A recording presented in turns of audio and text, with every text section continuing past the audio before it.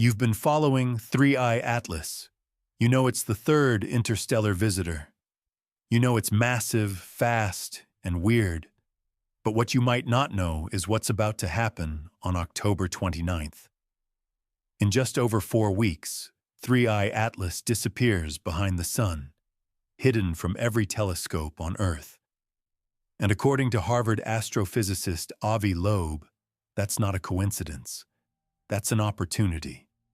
The opportunity to use the sun's gravity to swing itself into permanent orbit, to trap itself in our solar system forever. Now here's where it gets wild. In the last 48 hours, new data dropped. The mass, at least 33 billion tons, way bigger than anyone thought. The chemistry breaking every rule we know, and that green glow everyone's been talking about. It happened at the exact moment it should have been impossible. We just analyzed Loeb's full interview, the one where he lays out every single anomaly, every statistical impossibility, every reason why this might not be what they're telling us it is, and we're going to break down exactly what he's claiming, what the data actually shows, and what happens when 3I Atlas goes dark in 29 days. Because whether you think this is just a weird comet or something far more intentional, one thing is undeniable. October 29th is the moment everything could change. The maneuver window, the point of no return. And we're going to walk through exactly why Loeb thinks you should take your vacation before that date. Let's get into it. But first, if you enjoy deep dives like this, hit that like button and subscribe. And tell me in the comments where you're listening from, what time it is there, and the weirdest thing that ever happened to you. Chapter 1, October 29th, changes everything. So let's start with what Avi Loeb actually said in this interview, because the way he opens his argument tells you everything about how he thinks.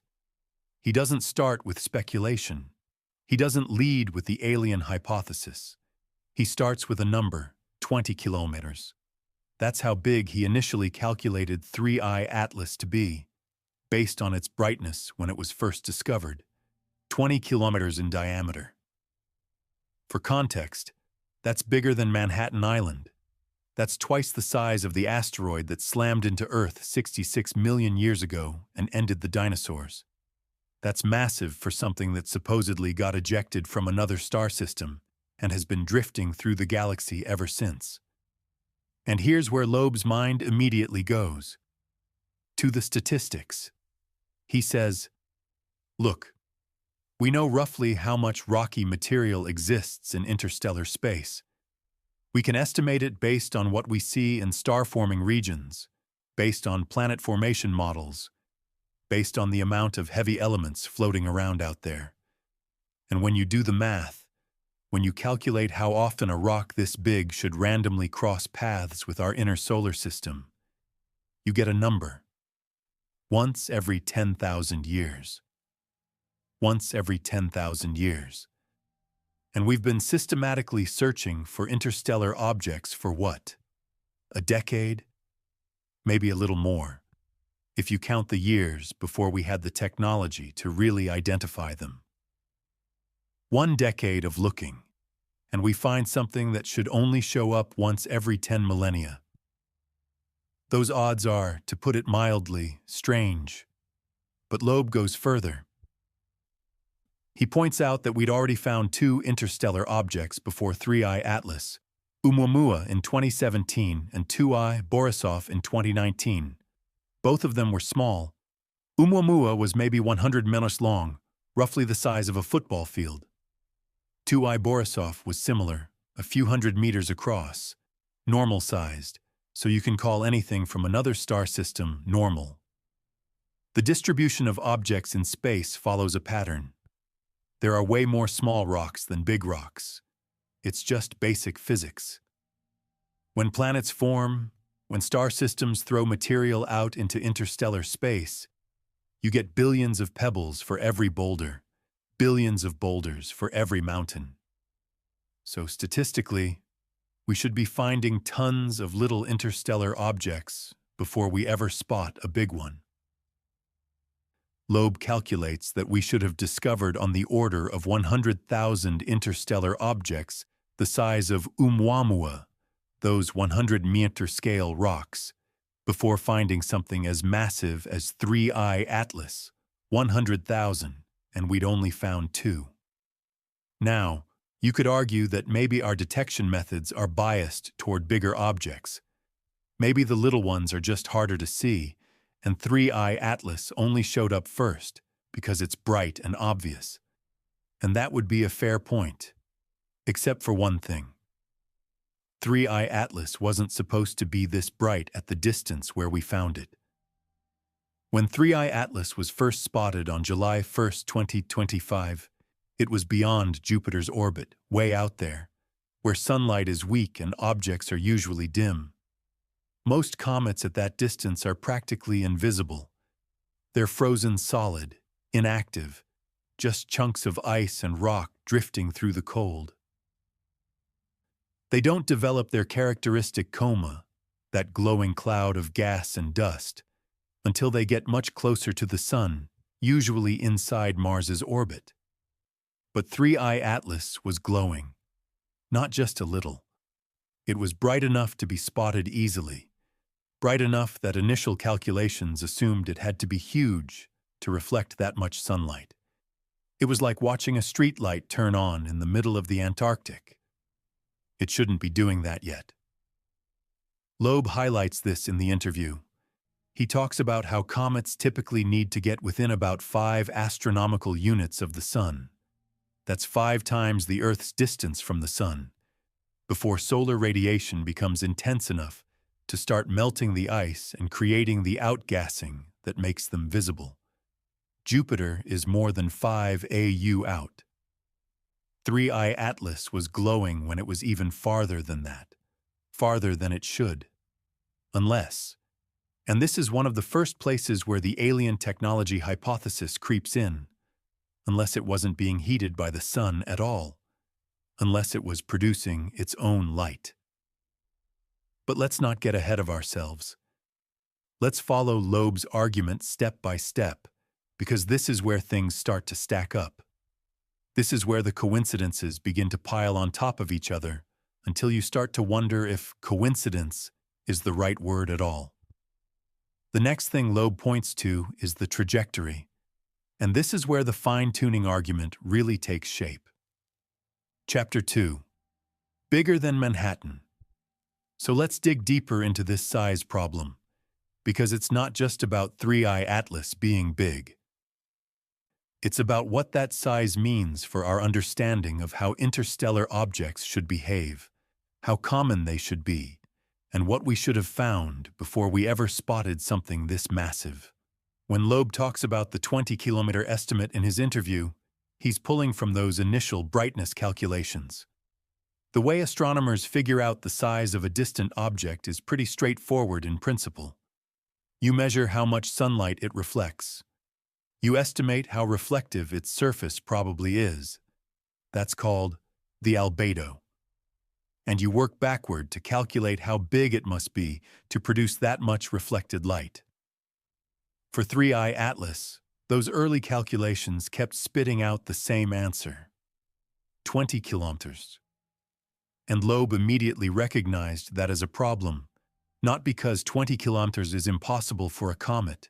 We've seen comets that big in our own solar system, but because finding one that size as an interstellar visitor this early in our search breaks the expected distribution. Here's the thing about space debris. Whether we're talking about asteroids, comets, interstellar rocks, whatever, they follow what's called a power law distribution. That means for every big object, there are exponentially more smaller objects. If there's one rock that's 10 kilometers across, there might be 100 rocks that are 1 kilometer across, and 10,000 rocks that are 100 meters across, and 1,000,000 rocks that are 10 meters across. The numbers explode as you go smaller. This pattern shows up everywhere in nature. It's how crater sizes work on the moon. It's how earthquake magnitudes distribute. It's how city populations arrange themselves. Big things are rare. Small things are common. The universe doesn't make as many mountains as it makes pebbles. So, when Loeb ran the numbers on interstellar objects, he expected that pattern to hold.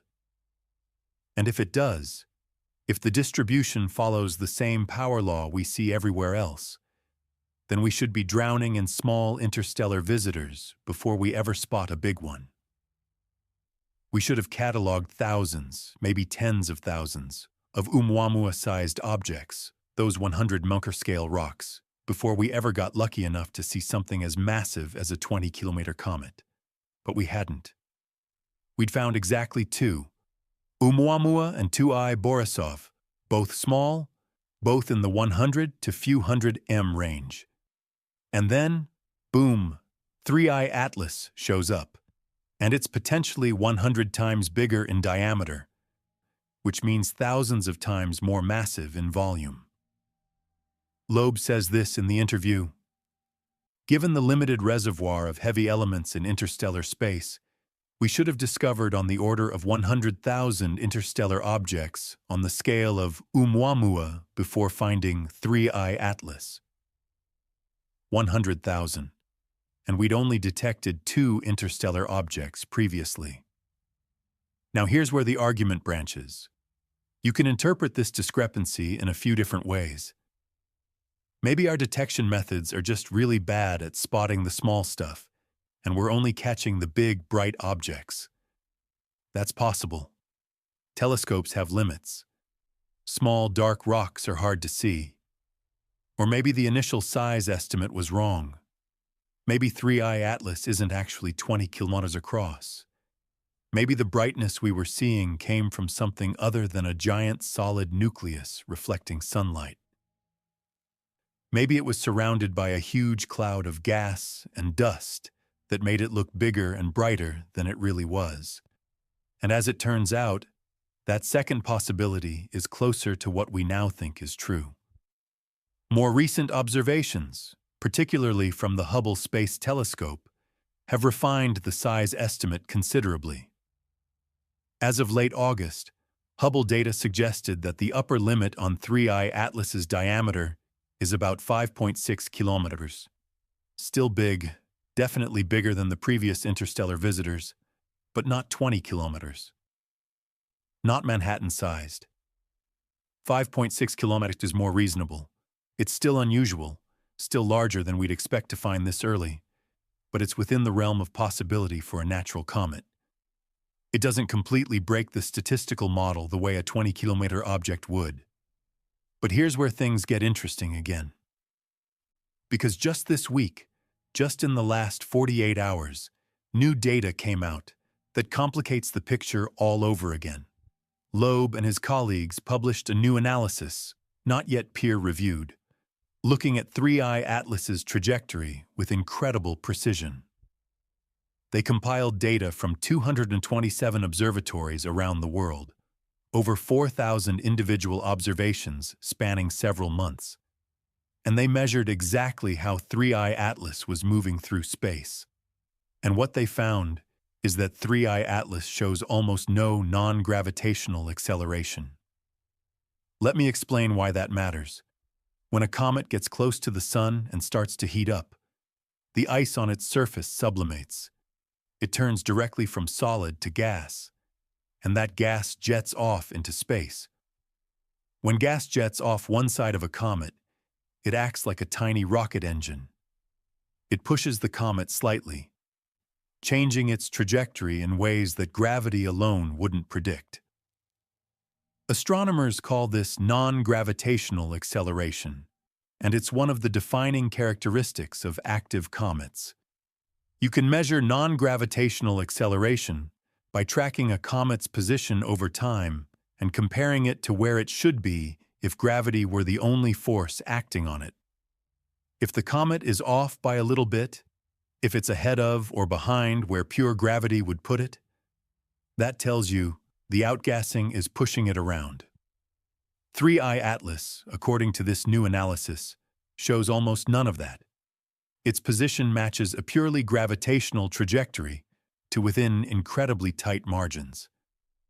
The upper limit on its non-gravitational acceleration is less than 1.5 x 10 5 Rs ms2. That's tiny. That's way smaller than what you'd expect from a comet that's actively outgassing. And we know 3I Atlas is outgassing. The James Webb Space Telescope observed it on August 6th and measured the gas coming off its surface. The mass loss rate is about 150 kilojoules. That's a lot of material. That's enough gas to produce measurable thrust, enough to nudge the comet's trajectory detectably.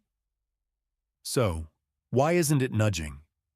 Why is 3I Atlas moving like it's only feeling gravity when it's clearly spewing gas into space? Loeb's answer is simple. It's too massive. If 3I Atlas is heavy enough, if it weighs enough, then the thrust from outgassing won't move it much. It's like trying to push a cruise ship with a leaf blower. The force is there, but the mass is so large that the acceleration is negligible. So they did the math. Given the observed outgassing rate and the absence of detectable non-gravitational acceleration, what's the minimum mass 3I Atlas could have? The answer they got is 33 billion tons. 33 billion tons, that's the lower bound. 3I Atlas has to weigh at least that much, or else we'd see it getting pushed around by its own gas jets.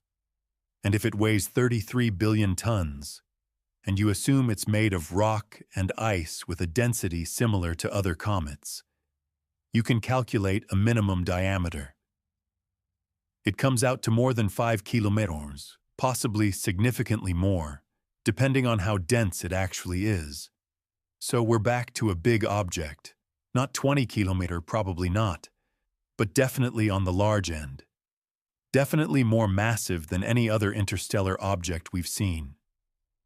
Loeb points out that this makes 3I Atlas 3 to 5 orders of magnitude more massive than ʻOumuamua or 2I Borisov. That's a factor of 1,000 to 100,000 times heavier. And that brings us back to the original statistical problem. If 3I Atlas really is this massive, then finding it this early in our survey of interstellar objects is, in Loeb's words, a major anomaly. It's like flipping a coin and getting heads 1,000 times in a row. Could it happen? Technically, yes. Is it likely? No. But there's another way to interpret the 33 billion ton number, another possibility that Loeb hints at but doesn't fully commit to in the interview. What if 3I Atlas isn't a solid rock? What if it's hollow? What if it's a shell, a structure, something with a lot of volume but not much mass per unit volume? If you wanted to build a spacecraft capable of traveling between stars, you wouldn't build it out of solid metal. That would be insanely heavy, insanely expensive in terms of energy to accelerate and decelerate.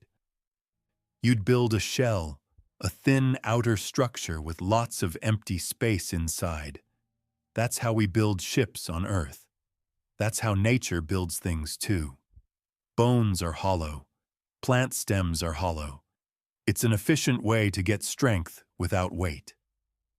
A hollow structure with a diameter of 10 or 15 or even 20 kilometers could easily weigh 33 billion tons if the shell were thick enough, and it would look, from the outside, like a giant solid object. It would reflect sunlight like a big rock, but it wouldn't behave like a big rock when you measured its mass. Loeb doesn't say this explicitly in the interview. He dances around it. He talks about how we shouldn't judge a book by its cover, how the chemical composition of 3I Atlas's surface, the CO2 and water ice we're detecting, could just be material that collected on its exterior as it traveled through interstellar space. Frost on the windshield, basically. But the implication is there. If you're open to the idea that 3I Atlas might be technological, then the 33 billion ton mass suddenly becomes less of an anomaly and more of a data point. It's heavy, but not as heavy as a solid rock that size would be. It's massive enough to resist the thrust from outgassing, but light enough that you could imagine it being constructed rather than formed naturally. And this is where Loeb's argument starts to feel less like a single piece of evidence and more like a web of interconnected oddities. The size is weird. The trajectory is weird. The timing is weird. The lack of non-gravitational acceleration, given the observed outgassing, is weird.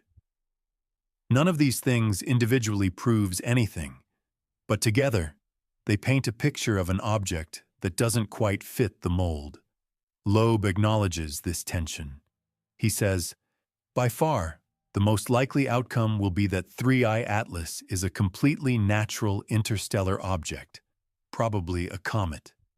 He's not claiming certainty. He's not saying it's definitely alien technology. But he is saying that the data we have right now doesn't conclusively rule it out. And in his view, that's enough to justify taking a closer look, enough to warrant using every telescope, every spacecraft, every observational tool we have to study this thing while it's still here. Because here's the thing about interstellar objects. They don't stick around. They pass through, and then they're gone. Back out into the void, unreachable for the rest of human history. If 3I Atlas is just a comet, we'll learn a lot about comets from other star systems, and that's valuable. But if it's something else, if there's even a 1% chance it's something else, then missing the opportunity to study it carefully would be one of the biggest mistakes humanity could make. So that's the size argument. That's the mass problem. 3I Atlas is big, probably bigger than it should be for an interstellar visitor we'd find this early. It's heavy, 33 billion tons at minimum, but maybe not as heavy as a solid rock that size would be. And those facts, combined with everything else about its trajectory and timing, make it just strange enough to warrant the question Loeb keeps asking. What if? Chapter 3. The trajectory is fine-tuned. Let's talk about the path this thing is taking through our solar system, because this is where the fine-tuning argument really starts to build momentum. When Loeb walks through the trajectory analysis in his interview, he's not just pointing at one coincidence. He's stacking them, layer after layer of orbital mechanics that, when you look at them individually, seem unlikely but possible. And when you look at them together, start to feel deliberate. First, the ecliptic plane alignment. Our solar system is relatively flat. The 8 planets orbit the Sun in roughly the same plane, like a dinner plate with the Sun at the center. This plane is called the ecliptic, and it's a fundamental organizing principle of our local cosmic neighborhood.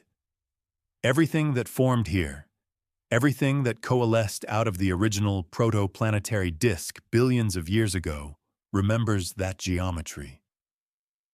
Asteroids mostly orbit near the ecliptic. Comets from the Kuiper belt are tilted but still loosely related to it. But interstellar objects shouldn't care. They come from other star systems, with their own planes, their own orientations, their own rotational axes. When something arrives from outside, it should come from a random direction at a random angle. The odds that it would happen to align closely with our ecliptic plane are slim, not impossible, just slim. Loeb calculates it at about 1 in 500. That's a 0.2% chance. If you surveyed 500 random interstellar objects, you'd expect one of them to align this closely by pure chance. 3I Atlas is only the third one we've ever seen, so already we're looking at something that's beating odds of roughly 500 to 3. Unlikely, but not absurd.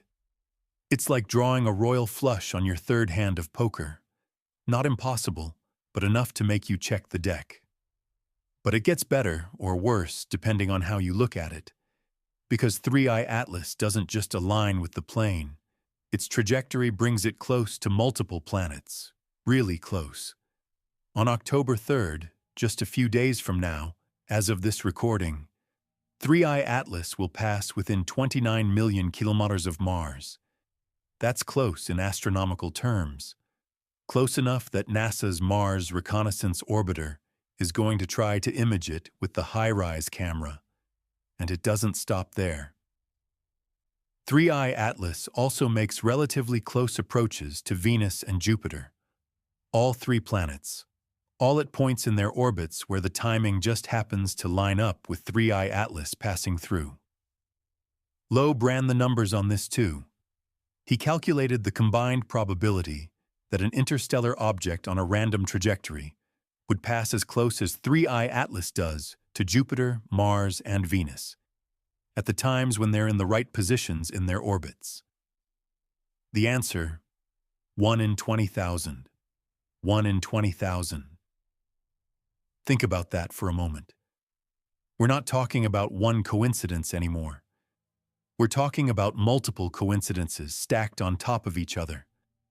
The size, the brightness at a distance where it shouldn't be bright, the alignment with the ecliptic plane, the close passes to 3 different planets. Each one individually might be explainable as just random chance. The trajectory is random. It just happens to be aligned. The close passes are luck. The timing just worked out. But together, Loeb makes a comparison in the interview. You know, you can argue that each individual thing is just a coincidence. The trajectory is random. It just happens to be aligned. The close passes are luck. The timing just worked out. But at some point, when you keep rolling sixes over and over again, you have to start wondering if the dice are loaded. And then he drops the big one. The thing that, if true, would be the most damning piece of evidence for intentionality.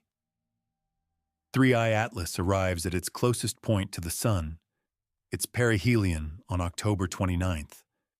And on that date, Earth will be on the exact opposite side of the Sun. We won't be able to see it. Every telescope on Earth will have the Sun directly between us and 3I Atlas. It'll be in solar conjunction, completely hidden from view. Loeb says, this could be intentional. This could be the perfect time to make a maneuver. If you wanted to use the Sun's gravity to slow down, to change your trajectory, to insert yourself into an orbit around the Sun without being observed, this would be the moment to do it. Behind the Sun, out of sight. He calls it a reverse solar Oberth maneuver. Normally, spacecraft use the Oberth effect to speed up. You fire your engines when you're moving fastest, when you're closest to a massive object like the Sun, because that's when a little bit of thrust gives you the biggest change in velocity. But you can also use it in reverse. You can fire your engines to slow down, to bleed off speed, to let gravity capture you into an orbit. And if 3I Atlas were to do that, if it were to make that maneuver on October 29th, while we can't see it, it could effectively trap itself in our solar system permanently. It wouldn't just pass through and leave like a normal interstellar object. It would stay, orbiting the Sun, looping back around, hanging out in our neighborhood indefinitely. Loeb points out that the arrival date at perihelion, the fact that it's hidden from Earth at that exact moment, adds another layer of improbability. If you were to take 3I Atlas's trajectory and just randomly vary its speed slightly, shift its arrival time by a few weeks earlier or later, the odds that it would arrive at perihelion precisely when Earth is on the opposite side of the Sun are slim. Not impossible, but slim. Just another thing that lines up a little too perfectly. And this is where Loeb pivots to the implications. He says, look, if this is alien technology, then it's choosing the optimal moment to make a move. The optimal point for a braking maneuver is at perihelion, when you're closest to the Sun and gravity is strongest, and it's obscured from our view by the Sun itself. That's not just tactically smart. It is the kind of thing you'd do if you didn't want to be observed making course corrections. Now, he's careful to frame it as a possibility, not a certainty. He uses phrases like could be and if it were technological, and this would allow. He's laying out a scenario, exploring a hypothesis, but the implication is clear. The setup is too good. The timing is too convenient. The trajectory is too fine-tuned. And that's just the beginning of his argument. That's just the orbital mechanics. He hasn't even gotten to the visual observations yet. The chemical anomalies, the things that were spotted by Hubble and Webb and all the other telescopes that have been tracking this object for the past 3 months. But already, just from the trajectory alone, you can see why Loeb thinks this deserves serious attention, why he thinks we should at least consider the possibility that we're not looking at a random cosmic iceberg, but something with intent behind it. The data is stacking up, and October 29th looms large. If 3I Atlas maneuvers, or if it doesn't, we'll know soon enough. But one thing's for sure. This isn't just another comet. It's a question mark hurtling through space, and we're about to get some answers. What do you think? Coincidence or design? Hit the comments, and stay tuned for more as the story unfolds. But then you add the close approaches. 3I Atlas doesn't just pass through the solar system at some arbitrary distance from the planets. It passes close to 3 of them: Mars, Venus, and Jupiter. And not just close in space, but close in time. It arrives at each planet's orbit when that planet happens to be nearby. Think about what that requires. The planets are all moving. Mars takes about 687 days to orbit the Sun. Venus takes 225 days. Jupiter takes 12 years. They're all at different distances, moving at different speeds, and they're only in specific locations at specific times. For an interstellar object to pass near all 3 of them during its flyby, the timing has to line up perfectly. Loeb did the math on this too. He looked at 3I Atlas's trajectory and calculated the minimum distances it achieves relative to each planet's orbit, not just in space, but accounting for where the planets actually are when 3I Atlas passes through. The combined probability of all 3 close approaches happening by chance, given a random arrival time and trajectory, comes out to about 1 in 20,000. 1 in 20,000. Now, we're not talking about 500 to 1 odds anymore. We're talking about tens of thousands to 1. And that's just for the planetary encounters. That's not counting the ecliptic alignment, which is a separate statistical factor. On October 3rd, just days from now, 3I Atlas will pass within about 29 million kilometers of Mars. In cosmic terms, that's basically a near miss. It's close enough that NASA is planning to use the high-rise camera on the Mars Reconnaissance Orbiter to image 3I Atlas directly. High-rise is designed to photograph the Martian surface at extremely high resolution, good enough to see individual boulders and rover tracks. Turning it toward 3I Atlas should give us the best look yet at what this object actually looks like, potentially separating the nucleus from the surrounding coma and dust cloud. But here's the really interesting part.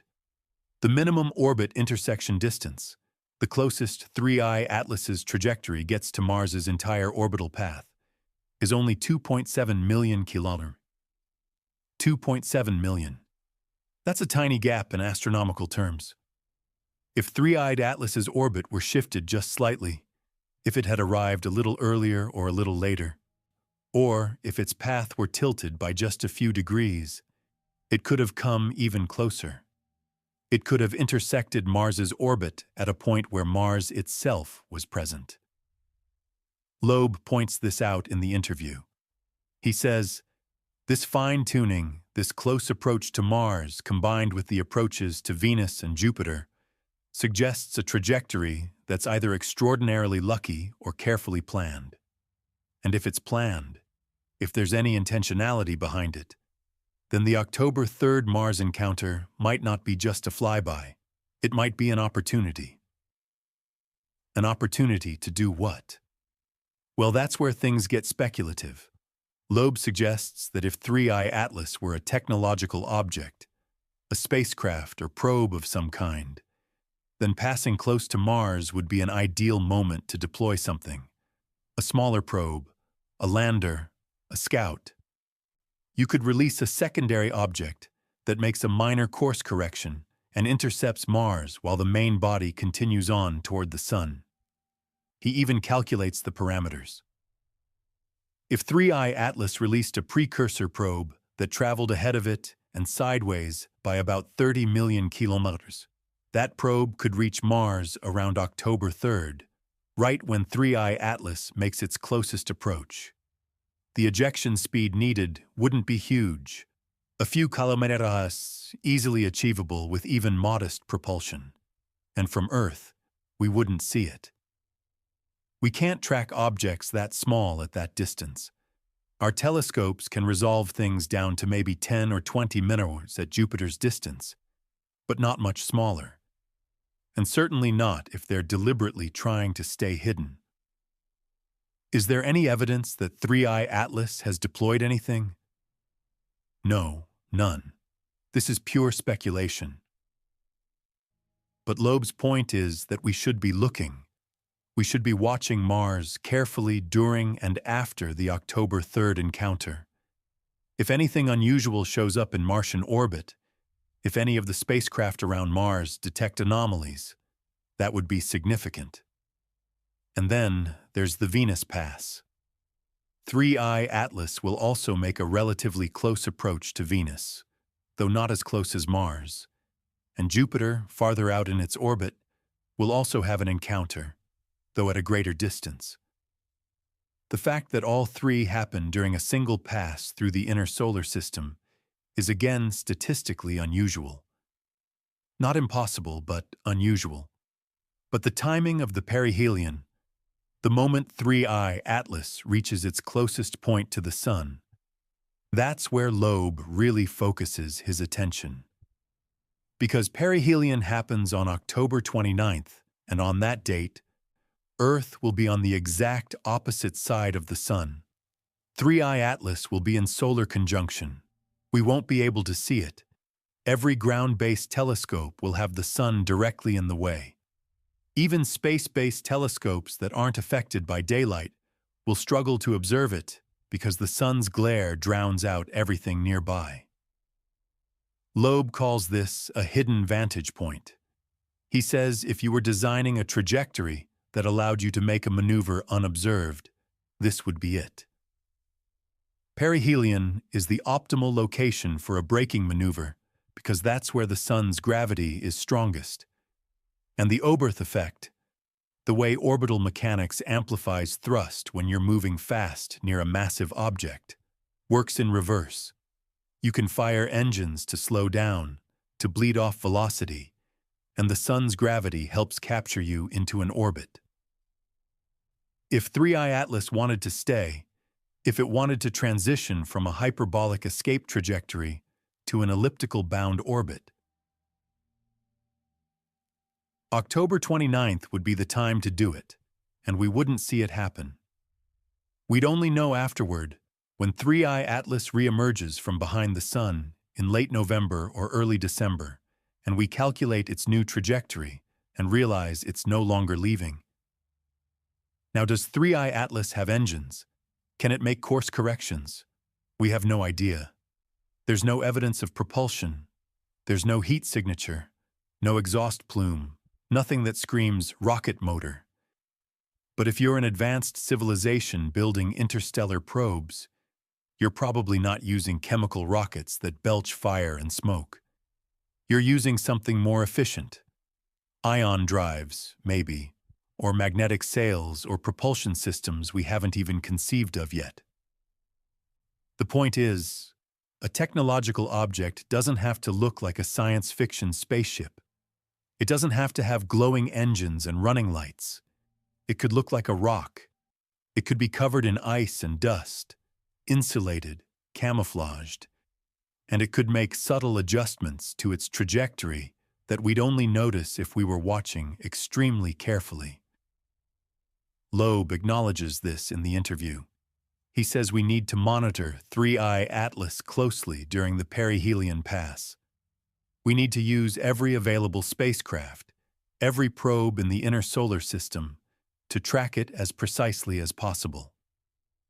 ESA's JUICE spacecraft, which is currently en route to Jupiter, will have a good view of 3I Atlas in November. NASA's Juno probe, already orbiting Jupiter, might be able to observe it later. Mars orbiters will watch it in early October. We should be throwing everything we have at this object to make sure we don't miss anything, because if 3I Atlas does make a maneuver on October 29th, if it slows down and captures itself into orbit, the implications are enormous. It would mean we have a visitor that's not just passing through. It would mean something is staying. Something is setting up shop in our solar system. And we'd have about 6 weeks, from late November when it reemerges until late December when it makes its closest approach to Earth, to figure out what it is and what it wants. Loeb is careful to frame this as a low-probability scenario.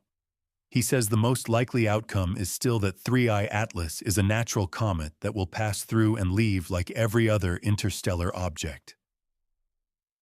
But he also says the possibility, however small, deserves serious attention because the cost of being wrong, of missing a genuine technological visitor because we dismissed it too quickly, is far higher than the cost of investigating thoroughly and finding out it's just a comet.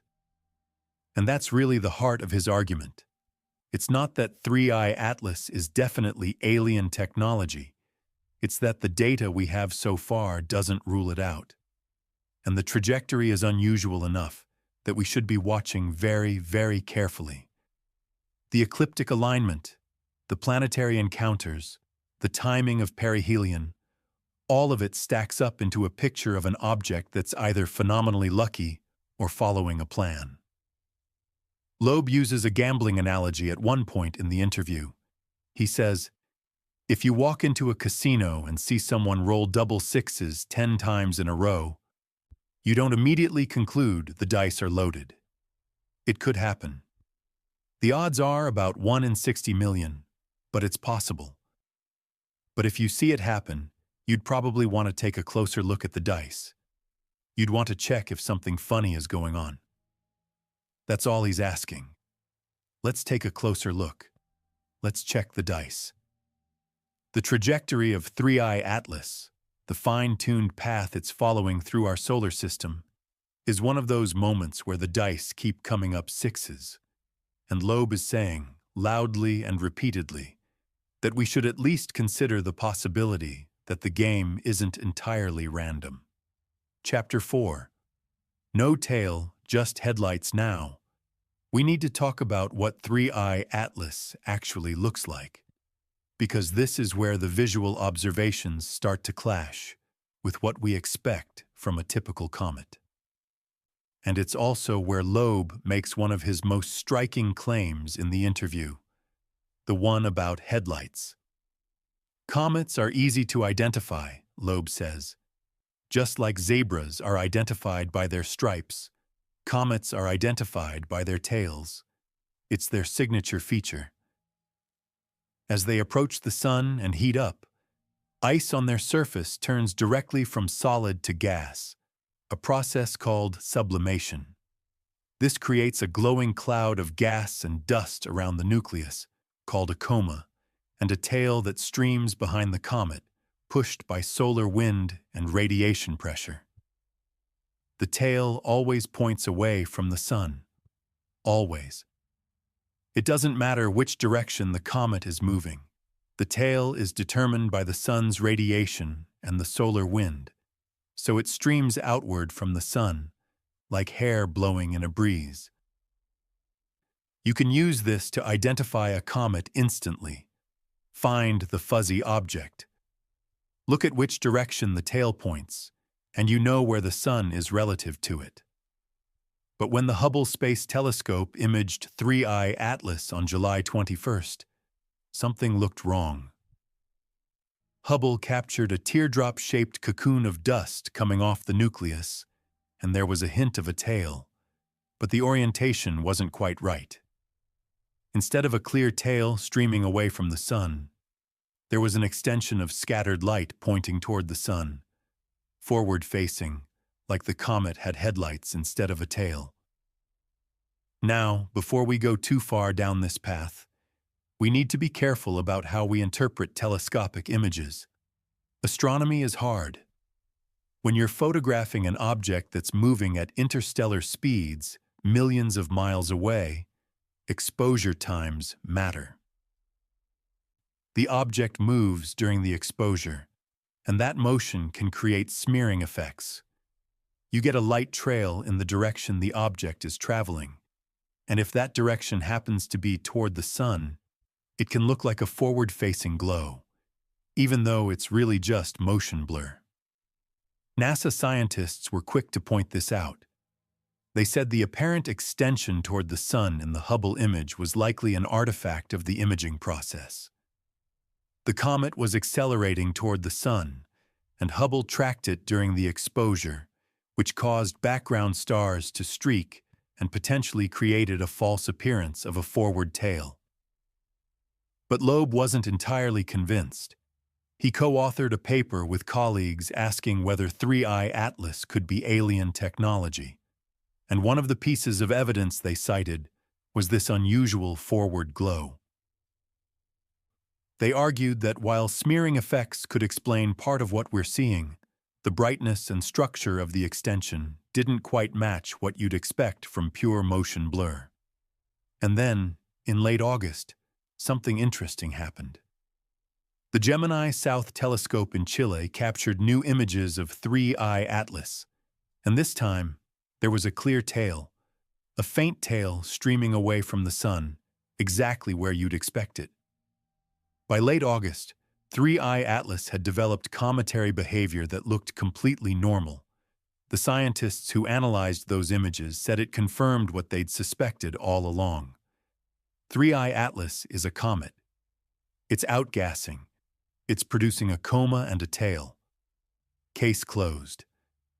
But Loeb points out that the timing is interesting. For the first month and a half after discovery, 3I ʻOumuamua Atlas showed ambiguous visual features: the forward glow, the lack of a clear tail, the unusual brightness for an object so far from the sun. And then, right around the time it crossed inside Mars's orbit and solar heating really ramped up, it started to look more like a normal comet.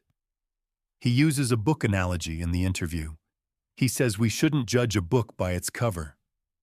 The fact that 3I Atlas now has a cometary tail doesn't necessarily tell us what's underneath. The surface could be covered in ice and dust that collected during its journey through interstellar space. Frost on the windshield, basically. And as that frost sublimates under solar heating, it produces exactly the kind of tail you'd expect from a comet, even if the object underneath isn't a natural chunk of ice and rock. This is speculative. Obviously, there's no direct evidence that 3I Atlas has a different composition beneath its surface. But the argument is that visual appearance alone isn't conclusive. A technological object traveling through space for millions of years would accumulate debris, interstellar gas, ice particles, cosmic dust. All of it would stick to the surface and freeze. By the time it arrived in another star system, it would look like a comet from the outside, even if it wasn't one on the inside. And then there's the green glow. This is one of the most recent developments, and it's genuinely puzzling, even to scientists who are absolutely convinced 3I Atlas is natural. On September 7th, during the total lunar eclipse, two astrophotographers in Namibia captured images of 3I Atlas under unusually dark skies. The eclipse dimmed the moon completely, eliminating a major source of light pollution, and they were able to get deep exposures of the comet. What they saw was striking. 3I Atlas was glowing green, vivid, unmistakable green. Green comets aren't unheard of. We've seen them before. The color usually comes from diatomic carbon, a molecule made of two carbon atoms bonded together. When diatomic carbon is hit by ultraviolet light from the sun, it fluoresces, emitting visible light in the green part of the spectrum. It's the same principle as a fluorescent light bulb. Energy goes in at one wavelength, light comes out at another. So a green glow on a comet is normally a sign that diatomic carbon is present in the coma, is being produced by the sublimation of organic compounds on the comet's surface. Nothing unusual, nothing anomalous. Except that spectroscopic observations of 3I Atlas taken just a month earlier, in early August, showed very little diatomic carbon. In fact, astronomers at Kitt Peak Observatory in Arizona found that 3I Atlas was among the most carbon chain-depleted comets known. It had unusually low levels of the molecules that normally produce green fluorescence. So how did it turn green in September? Where did the diatomic carbon come from? One explanation is that it was always there, just buried beneath the surface. As 3I Atlas got closer to the sun and heating intensified, deeper layers of ice melted away, exposing fresh material that contained more carbon compounds. The green glow could be a sign that we're now seeing interior ice that was previously locked away. Another explanation, proposed by Loeb in a blog post after the green images came out, is that the color might not be from diatomic carbon at all. It might be from cyanide. The Very Large Telescope in Chile detected a steep rise in cyanide production from 3I Atlas in late August, increasing dramatically as the comet approached the sun. Cyanide can also produce a greenish color under the right conditions, and if the concentrations are high enough, it might explain the vivid hue captured during the eclipse. But there's a third possibility, one that's far more speculative, but worth mentioning because it ties into the broader pattern of anomalies. What if the green glow represents some kind of activation? What if 3I Atlas, whatever it is, crossed a threshold of solar heating that triggered a change in its behavior? Loeb doesn't quite say this directly in his interview, but the implication is there.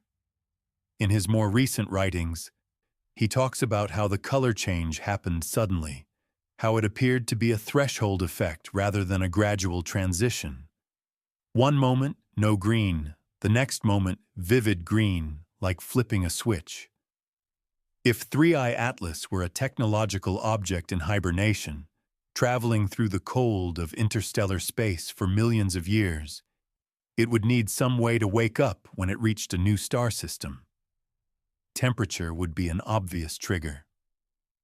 As it gets closer to the sun and surface temperatures rise, systems could power on, instruments could activate, and that activation might produce byproducts, heat or light or chemical emissions that we'd interpret as cometary outgassing.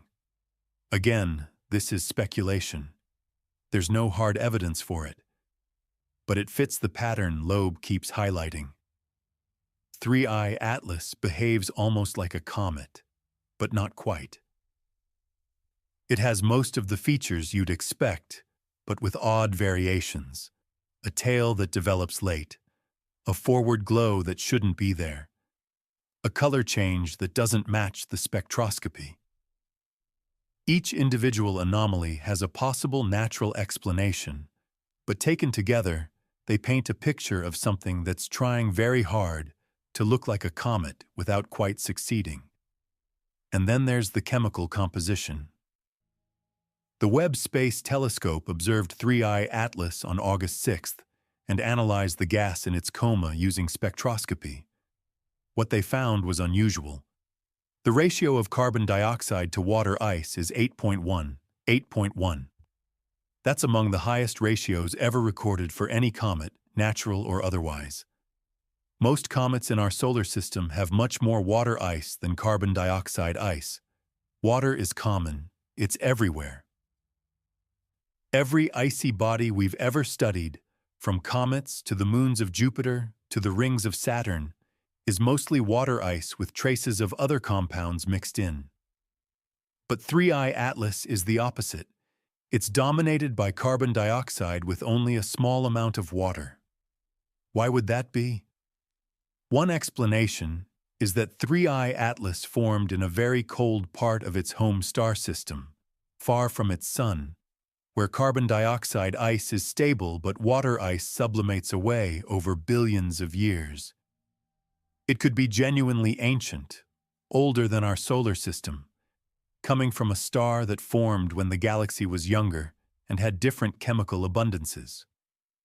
Another explanation is that the carbon dioxide is a recent addition, frost that formed on the surface during 3I Atlas's journey through interstellar space. Interstellar gas clouds contain carbon dioxide. If 3I Atlas passed through one, molecules could condense on its cold surface, building up a layer of CO2 ice over time. Or, and this is where Loeb's argument goes, the CO2 could be a protective layer, a deliberate coating, something designed to insulate the object and regulate its temperature as it travels between stars. Carbon dioxide ice has different thermal properties than water ice. It sublimates at different temperatures, reflects light differently, shields against radiation in specific ways. If you were engineering a probe to survive interstellar space, you might choose CO2 as part of the thermal management system. This is highly speculative, but it's not physically unreasonable. We know carbon dioxide ice behaves differently from water ice. We know it can form stable deposits in the right conditions. And we know that any object traveling through space for millions of years would need some way to protect itself from radiation, micrometeoroids, and temperature extremes. The point Loeb keeps making is that we shouldn't assume. We shouldn't look at the surface composition and conclude that tells us everything about what's underneath. The 8:1 ratio is weird. It's worth noting. It's worth investigating. But it doesn't prove 3I Atlas is natural any more than it proves it's technological. It's just another data point in a growing list of things that don't quite fit the standard model. Chapter 5. Is it alien technology? So let's address the question directly, the one that Loeb poses in his paper and explores throughout the interview. Is 3I Atlas alien technology? Not could it be, not might it be, but what would we need to see to actually conclude that it is? This is where Loeb's approach becomes interesting, because he's not just throwing out wild speculation.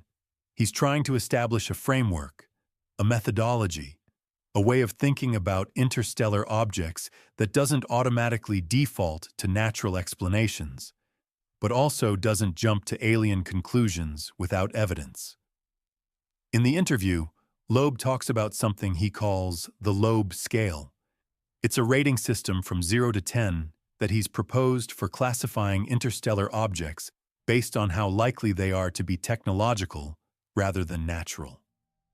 0 would be an object that definitely shows all the characteristics of a normal comet or asteroid. It has a tail. It outgasses predictably. Its trajectory matches what you'd expect from gravity and rocket effects. Its composition is typical. Nothing unusual, nothing to see here. 10 would be an object that's definitely technological. It maneuvers in ways that can't be explained by natural forces. It transmits signals. It has artificial structures visible in high-resolution images. It releases heat that doesn't match solar illumination, suggesting an internal power source. It does something that screams intelligence, that leaves no room for doubt. Everything in between is a gradient. An object that shows one or two anomalies might rate a 3 or 4. Something with multiple unexplained features, statistical improbabilities stacking up, might rate a 6 or 7. The idea is that as we discover more interstellar visitors in the coming years, and we will, the Veracino Rubin Observatory is expected to find one every few months once it's fully operational. We need a consistent way to evaluate them, a triage system. So we know which ones deserve intense scrutiny and which ones are clearly just space rocks passing through. Loeb suggests that any object rating above 5 on this scale should trigger an international response. Not panic, not military mobilization, but a coordinated scientific effort. We should be using every available telescope, every spacecraft, every observational tool to study it. We should be pooling data internationally because, as Loeb points out, aliens don't care about our borders. They don't care which nation discovered the object or which government has jurisdiction. An interstellar visitor is a problem for humanity as a whole, and the response should be global. He goes further. He says there should be an organization, an international body, specifically tasked with monitoring interstellar objects and deciding how to respond if one of them shows technological signatures. Right now, we don't have that. We have NASA, we have ESA, we have various national space agencies that track near-Earth objects and watch for asteroid impacts. But there's no unified protocol for what to do if we detect an interstellar probe. And Loeb argues we need one, because the window of opportunity is short. Interstellar objects move fast. By the time we spot them, they're often already deep in the solar system, and we only have weeks or months to study them before they leave. If we waste that time debating who's in charge or whether it's worth investigating, we miss the chance entirely. He draws a comparison to other existential risks. We worry about artificial intelligence. There are conferences, research institutes, government task forces dedicated to making sure AI development doesn't accidentally create something that harms humanity. We worry about climate change. There are international agreements, treaties, summits where nations coordinate their responses. We even worry about asteroid impacts. NASA has a planetary defense program specifically designed to track potentially hazardous objects and develop ways to deflect them. But alien technology? Nothing. No organization, no protocol, no plan. And Loeb finds that baffling. He says even if the probability is low, even if there's only a 1% chance that an interstellar object could be technological, the consequences are so significant that we should be prepared. Because unlike a radio signal from a star thousands of light years away, which gives us plenty of time to think and debate and plan, a visitor in our backyard requires immediate action. So where does 3I Atlas fall on the Loeb scale? He doesn't give an exact number in the interview, but reading between the lines, it's probably somewhere around a 5 or 6. Not definitely technological, but anomalous enough to warrant serious attention. The trajectory is unusual. The mass is higher than expected. The visual appearance has quirks. The chemistry is odd. Each individual feature might have a natural explanation, but collectively, they push 3I Atlas into the range where you can't just dismiss it as obviously a comet. And that's really the heart of Loeb's argument. He's not saying 3I Atlas is definitely an alien spacecraft. He's saying it's weird enough that we should be watching it very carefully, and we should be open to the possibility that it might not be natural. Because the alternative, dismissing it prematurely and missing a genuine technological visitor, would be a tragedy of historic proportions. Now, Loeb also floats the idea, and this is where things get into darker territory, that if 3i Atlas is technological, it might not be friendly. He references something called the dark forest hypothesis, a concept from science fiction that suggests the universe is full of intelligent civilizations, but they all stay silent because revealing your presence is dangerous.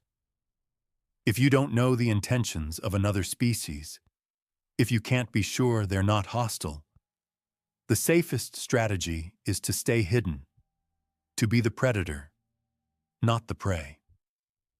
In this framework, an interstellar probe entering another star system could be a reconnaissance mission, a scout gathering information before a larger force arrives, or it could be the vanguard of an attack, something designed to disable defenses or deploy weapons before the target even knows what's happening. Loeb is careful to frame this as a thought experiment, not a prediction. He says in the interview that 3i Atlas could come to save us or to destroy us, and we should be prepared for both possibilities. But the underlying point is serious. If we detect something technological, we can't just assume it's benign. We need to assess its capabilities, its trajectory, its potential threat level, and we need to do that quickly, while it's still far enough away that we have options. What options would we have? Honestly, not many. If 3i Atlas is a spacecraft and it's already in the inner solar system, there's not much we could do to stop it. We don't have weapons that could destroy a 20-kilometer object. We don't have spacecraft that could intercept it, not at the speed it's traveling. Our best hope would be communication. Try to send a signal. Try to establish contact. Hope that whoever built it is willing to talk. Loeb suggests that if 3i Atlas turns out to be technological, one of the first things we should do is transmit a message. Something simple. Hello. Welcome to our neighborhood. We come in peace. Standard first contact protocol. And then wait. See if there's a response. See if the object changes its behavior in any way that suggests it received and understood the message. But all of that assumes we'd even recognize technological signatures if we saw them. And that's a real problem. We're looking for things that match our expectations of what technology should look like. Radio signals, heat signatures, geometric structures. But an advanced civilization, one capable of building interstellar probes, might use technology so far beyond ours that we wouldn't recognize it as artificial.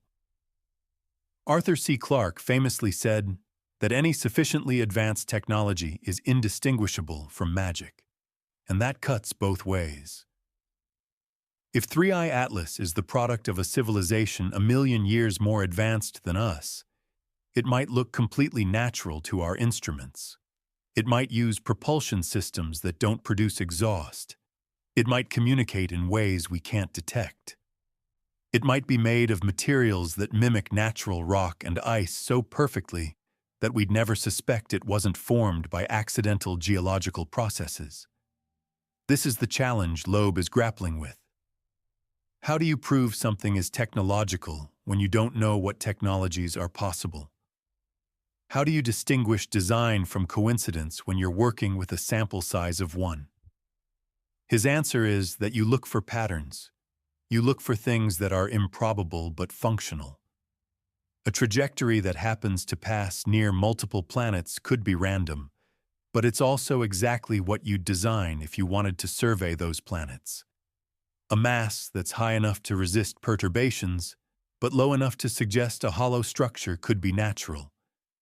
But it's also what you'd expect from an engineered shell. A surface coating of carbon dioxide ice could form naturally, but it's also a sensible choice for thermal protection. None of these things prove anything on their own, but they're suggestive. They're enough to justify asking the question. And Loeb's frustration, the thing that comes through clearly in the interview, is that much of the scientific community doesn't even want to ask the question. They want to assume 3I Atlas is natural, file it away as an interesting but ultimately ordinary comet, and move on. He talks about this resistance, this gatekeeping as he calls it. He says that mainstream science is often hostile to ideas that challenge established narratives. And the narrative right now is that interstellar objects are natural debris, rocks and ice balls ejected from other star systems during planet formation. Any suggestion that they might be something else, that they might be technological, gets dismissed as pseudoscience or attention-seeking. Loeb's response is that science should follow the data, not assumptions. If the data points toward something unusual, we should investigate. We should be curious. We should be willing to consider hypotheses that make us uncomfortable, because the alternative is intellectual stagnation, closing our minds to possibilities just because they seem unlikely. And he points out that history is full of examples where the unlikely turned out to be true. Continental drift was dismissed as absurd until the evidence became overwhelming. The idea that the sun, not the Earth, is the center of the solar system was heretical until telescopes proved it. Black holes were thought to be mathematical curiosities with no physical reality until we started detecting them. The pattern is always the same. Someone proposes an idea that contradicts conventional wisdom. The establishment rejects it. Data accumulates.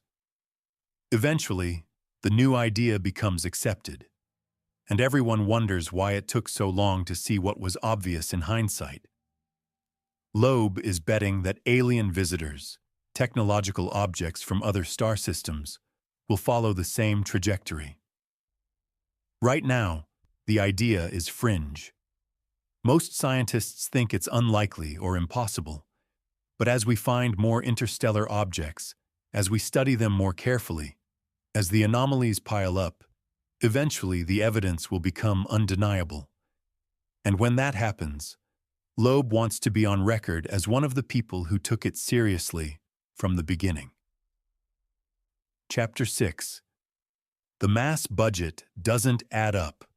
Let's return to the numbers, because this is where Loeb's argument becomes most concrete.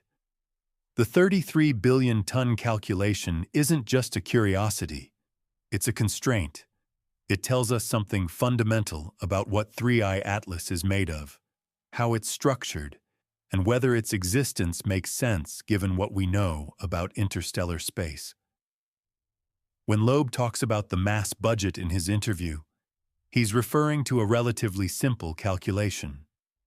How much rocky material exists in interstellar space? And given that amount, how often should we expect to see objects of different sizes passing through our solar system? The galaxy contains a certain amount of heavy elements: carbon, silicon, iron, oxygen, all the stuff that makes up rocks and planets and asteroids. Most of this material is locked up in stars and planets. Some of it drifts in interstellar space as dust and small particles. And occasionally, some of it gets ejected from star systems during planet formation, thrown out by gravitational interactions with giant planets, and becomes interstellar debris. When you add up all the ejected material and distribute it across the volume of the galaxy, you get a density. So many tons of rock per cubic light year. It's a small number. Space is big and mostly empty, but we can estimate it based on planet formation models and observations of young star systems. Once you have that density, you can calculate how often an object of a given size should cross paths with our solar system. Small objects are common, so we should see them frequently. Big objects are rare, so we should see them almost never. The distribution follows a power law. and you can work out the expected rate for any size you're interested in. For 3I Atlas, assuming the initial 20-kilometer estimate, Loeb calculated that we should only see an object that large about once every 10,000 years. And even with a revised estimate of 5 to 6 kilometers based on the 33 billion ton mass, the rate is still very low, maybe once per 1,000 years, maybe once every few thousand years, depending on exactly how you model the interstellar population. But we've only been looking for a decade, and we found it. That's the statistical tension Loeb keeps highlighting.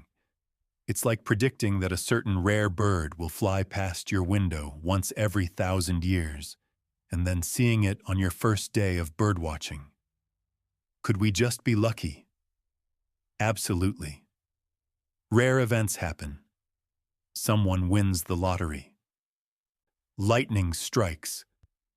But when you combine this statistical oddity with all the other oddities we've already discussed, the trajectory, the timing, the visual anomalies, it starts to feel less like luck and more like something else.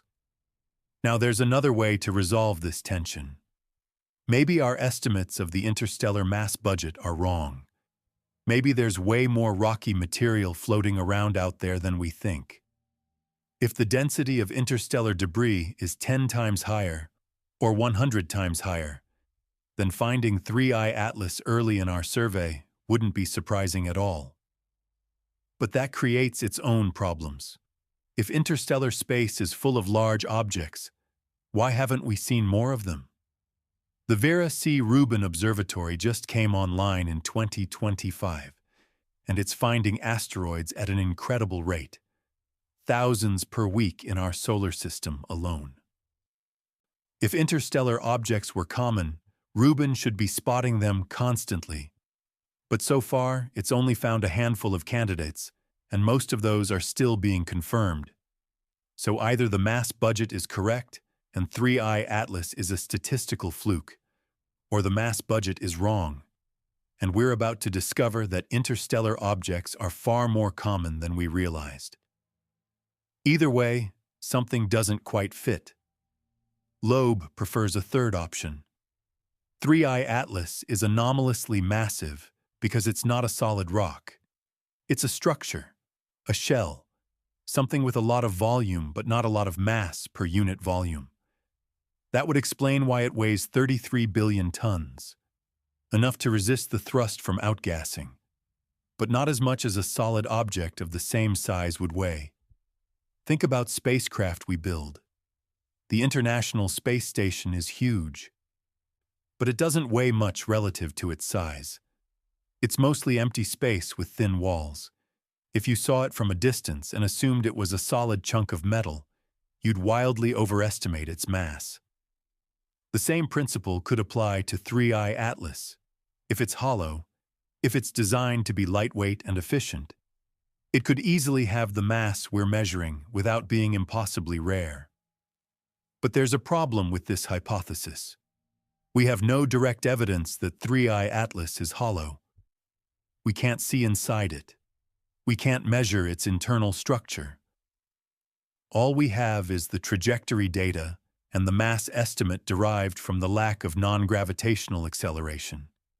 And those constraints are consistent with a solid object, just a surprisingly massive one. What we need is a way to probe the interior. Radar would work if we could get close enough. Radar can penetrate surfaces and reveal internal structures. That's how we mapped the interior of comets in our solar system, by bouncing radio waves off them and measuring the echoes.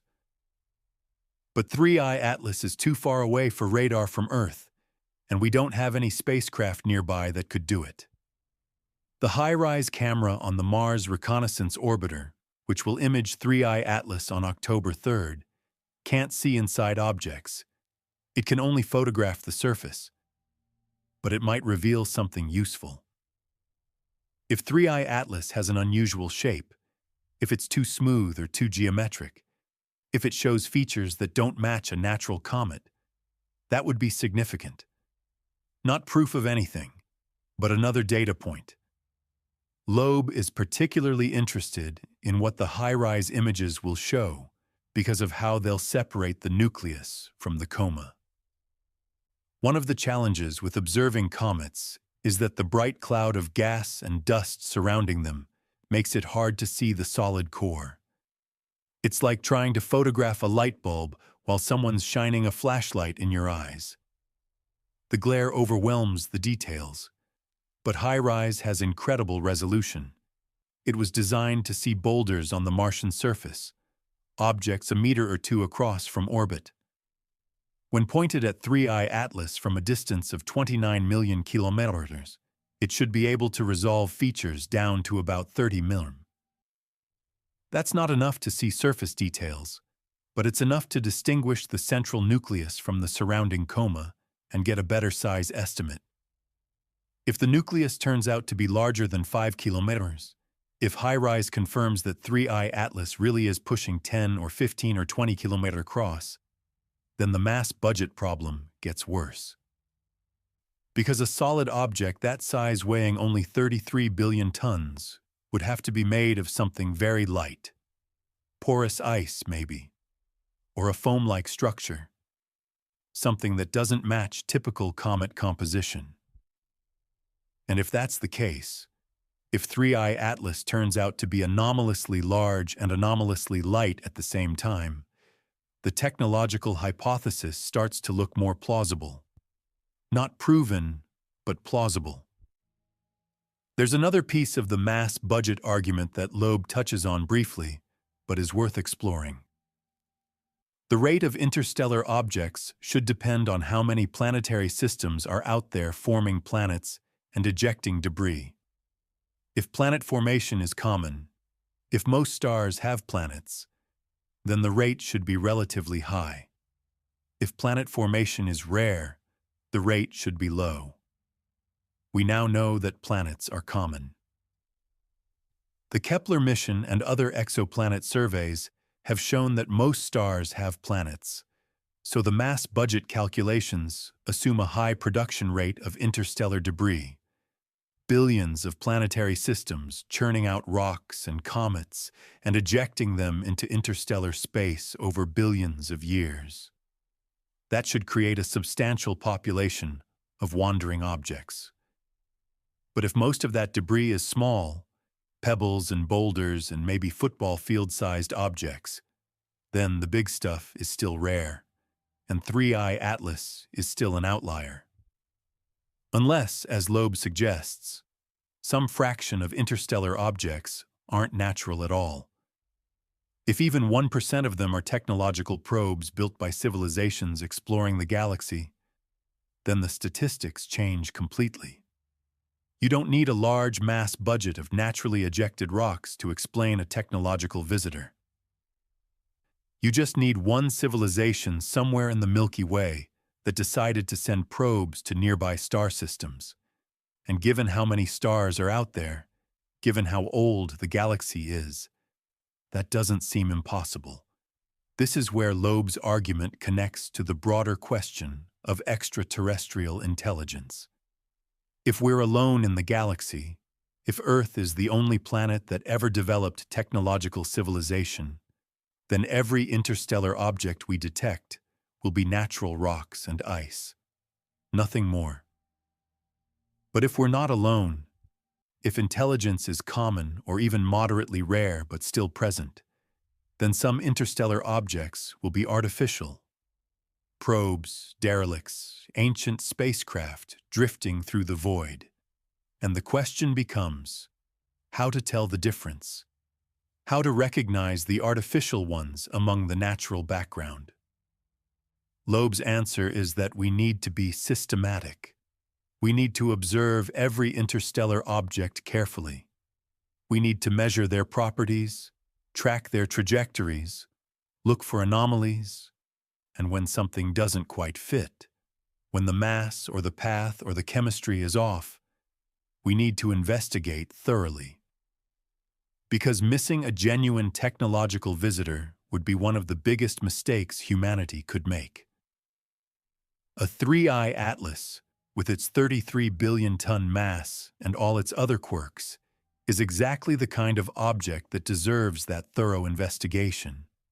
It's not obviously natural, it's not obviously technological, it's somewhere in between, in the gray zone where we can't be certain either way. And that uncertainty, Loeb argues, is reason enough to watch it very closely. Chapter 7. Behind the Sun, October 29th. That's the date everything hinges on. That's when 3I Atlas reaches perihelion, its closest point to the Sun, and disappears from view behind our star. And according to Loeb, that's not just an inconvenient observational gap. It's potentially the most important moment in the entire encounter.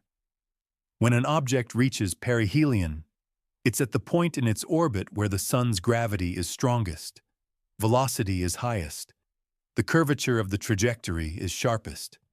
And if you want to make a major change to your orbit, if you want to slow down or speed up or alter your course, that's when you do it. That's when a little bit of thrust gives you the biggest change in trajectory. It's called the Oberth effect, and it's a fundamental principle of orbital mechanics that every spacecraft designer knows. Normally, we use the Oberth effect to speed up. You fire your engines when you're moving fastest, when you're closest to a massive body like the Sun or a planet, because that's when the kinetic energy you add has the most impact. Pioneer, Voyager, every probe we've ever sent to the outer solar system use gravitational assists and carefully timed engine burns at perihelion to gain speed and reach their destinations. But the effect works in reverse too. You can use it to slow down, to brake, to bleed off velocity, and let gravity capture you into a bound orbit instead of an escape trajectory. This is called a reverse Oberth maneuver. And it's exactly what you do if you wanted to transition from passing through a star system to staying in it permanently. 3I Atlas is currently on a hyperbolic trajectory. That means it's moving faster than escape velocity. It's going to swing around the Sun and head back out into interstellar space, unless something changes, unless it slows down at perihelion. And the timing is remarkable. On October 29th, when 3I Atlas reaches perihelion, Earth will be on the exact opposite side of the Sun. We'll be in what's called solar conjunction. The Sun will be directly between us and 3I Atlas, and its glare will drown out any observation. Ground-based telescopes won't be able to see anything. Even space telescopes like Hubble and Webb, which aren't affected by daylight, will struggle because the Sun's corona and brightness make it nearly impossible to image anything that close to the solar disk. Loeb describes this as a hidden vantage point. If you were designing a trajectory that allowed you to make a course correction unobserved, this would be it. You'd arrive at perihelion when the planet with the most advanced telescopes and the most interest in tracking you is on the far side of the star, and you'd make your maneuver while no one is watching. Is that intentional? Is it deliberate? Or is it just another coincidence in a long string of coincidences? If you take 3I Atlas's trajectory and vary its speed slightly, shift when it arrives at perihelion by a few days or weeks, the probability that Earth would be on the opposite side of the Sun at that exact moment is low. Not impossible, but low. Maybe 1 in 20, depending on how you calculate it. Just another improbable thing stacked on top of all the other improbable things. But here's what makes this particularly significant. If 3I Atlas does make a maneuver on October 29th, if it fires engines or uses some propulsion system to slow down and capture itself into orbit around the Sun, we won't know immediately. We'll only find out weeks later when it reemerges from behind the Sun in late November or early December, and we recalculate its trajectory. At that point, if the orbit has changed, If 3i Atlas is no longer on an escape path, but instead on an elliptical orbit that keeps it in the solar system, we'll know something happened. We'll know a maneuver occurred, but we won't know exactly when or how or what kind of propulsion was used. All we'll have is the before and after, the trajectory going in and the trajectory coming out. Loeb calculates that if 3i Atlas does capture itself, if it transitions to a bound orbit, it could then make its way to Earth relatively quickly. The timeline he suggests is late November to early December for closest approach to our planet. Not close in the sense of a collision, 3i Atlas will still be millions of kilometers away, but close enough that we'd have a much better view of it than we do now. And that raises the question of intent. If 3i Atlas is technological, if it's a probe or spacecraft of some kind, what would it want? What would be the purpose of staying in the solar system instead of just passing through? One possibility is observation. A probe designed to study inhabited worlds would want to stick around. It would want to orbit at a distance where it could monitor radio transmissions, watch for industrial signatures, track the movement of spacecraft and satellites. It would want to gather data over months or years, building a complete picture of the civilization it found. Another possibility is resource gathering. The solar system is full of useful materials: water ice on comets and moons, metal-rich asteroids, helium-3 in the atmospheres of gas giants. An advanced civilization might send probes to catalog resources in star systems and identify targets for future exploitation. Or the purpose could be defensive. A probe that detects technological signatures, evidence of intelligent life, might be programmed to eliminate it before it becomes a threat. This is the dark forest scenario that Loeb references. The idea that revealing your existence to other civilizations is dangerous because you can't know their intentions. So the safest strategy is to destroy any emerging intelligence you encounter before it develops the capability to threaten you. Loeb is careful to say he's not predicting this. He's not claiming 3i Atlas is a weapon or that we're in imminent danger. But he is saying that if we detect something technological, we need to assess the full range of possibilities, including hostile ones. We can't just assume benign intent. The good news, if you can call it that, is that we'll have some warning. If 3i Atlas does stay in the solar system, if it captures into orbit and starts maneuvering toward Earth, we'll see it coming. We'll have weeks or months to observe it, to try communicating with it, to figure out what it's doing and what it wants. That's very different from a surprise arrival with no time to react. But the window for that observation is narrow. From late November, when 3i Atlas reemerges, until late December, when it makes its closest approach to Earth, we have maybe 4 to 6 weeks. And during that time, we need to be watching constantly. We need every telescope, every spacecraft, every sensor we have pointed at it. Loeb mentions in the interview that NASA's Juno probe, currently orbiting Jupiter, might be able to observe 3i Atlas when it passes near Jupiter in March 2026. ESA's JUICE spacecraft will have observations in November. Mars orbiters will track it in early October. We should be coordinating all these assets, pulling the data, making sure we don't miss anything. Because if October 29th is the moment everything changes, if that's when 3i Atlas decides to stay, then we need to be ready for what comes next. And right now, we're not. We don't have a plan. We don't have an organization responsible for handling this scenario. We don't even have a consensus on whether we should be worried. Loeb's frustration with this lack of preparedness comes through clearly in his interview. He keeps emphasizing that we need to take this seriously. Even if the probability is low, even if it's only a 1% chance that 3i Atlas is technological, the potential impact is so significant that we should be treating it as a priority. We should be mobilizing resources. We should be having discussions at the highest levels of government about what to do if an interstellar visitor turns out to be more than just a rock. And yet most of the response he's gotten from the scientific community has been dismissive. People calling his ideas nonsense. People saying he's chasing attention. People arguing that even raising the possibility of alien technology damages the credibility of serious astronomy. But Loeb's counter-argument is simple. Science is supposed to follow the evidence, not assumptions. And the evidence we have for 3i Atlas, while not conclusive, is strange enough to warrant investigation.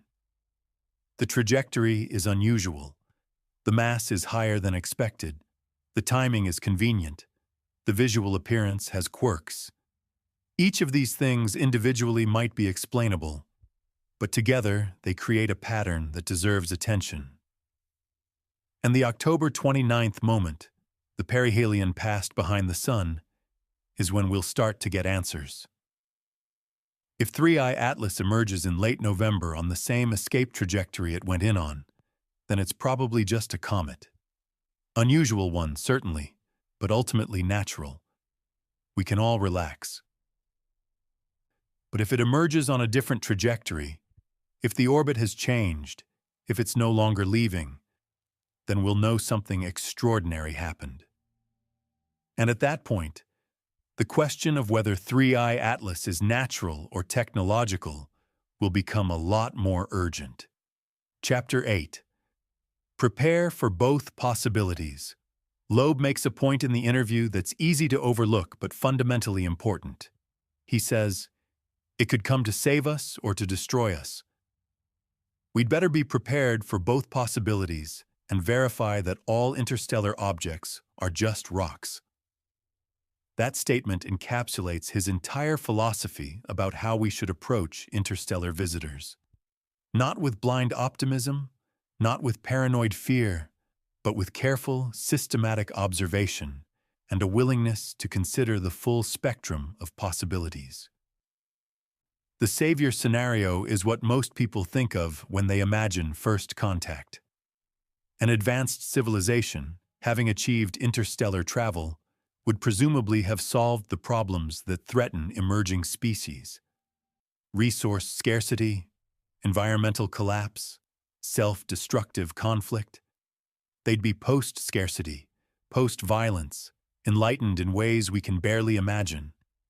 And they might share that knowledge with us. Technology, medicine, solutions to the challenges we face. It's a hopeful vision. Star Trek diplomacy. Peaceful exchange of ideas between species. And it's not impossible. If intelligence is common in the universe, if technological civilizations arise frequently, then at least some of them probably develop in benign directions. They overcome their destructive tendencies. They build stable, peaceful societies. And they reach out to younger civilizations with offers of help rather than threats. But the destroyer scenario is equally plausible from a certain perspective. And this is where the dark forest hypothesis enters the picture, though Loeb is careful not to dwell on it too much in the interview. The basic idea is this. The universe has finite resources, stars, planets, raw materials, energy.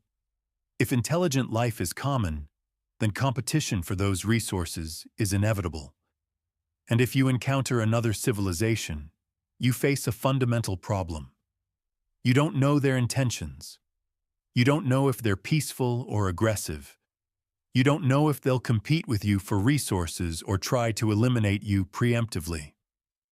In that situation, the safest strategy might be to strike first, to destroy any emerging civilization you detect before it becomes powerful enough to threaten you. Not out of malice, but out of rational self-interest. It's a grim calculus, but it's not irrational. Loeb doesn't endorse this scenario. He's not saying it's what he expects, but he is saying we can't rule it out. If 3i Atlas is a probe, if it's technological, we don't know who built it or what instructions it's following. It could be a peaceful explorer, or it could be something far more dangerous. And that's why he emphasizes preparation. We need to be ready for both possibilities. We need to have protocols in place for how to communicate if the visitor is friendly and how to defend ourselves if it's not. The challenge is that we're not prepared for either scenario. We have no agreed-upon method for transmitting messages to an extraterrestrial intelligence. No international consensus on what we should say or who should speak for humanity. And we certainly don't have any way to defend against an advanced technological threat if one materializes. Our most powerful weapons, nuclear missiles, wouldn't do much against an object the size of 3i Atlas. Even if we could intercept it, which we can't at the speed it's traveling, destroying a 20-kilometer object would just create thousands of smaller fragments still on collision course.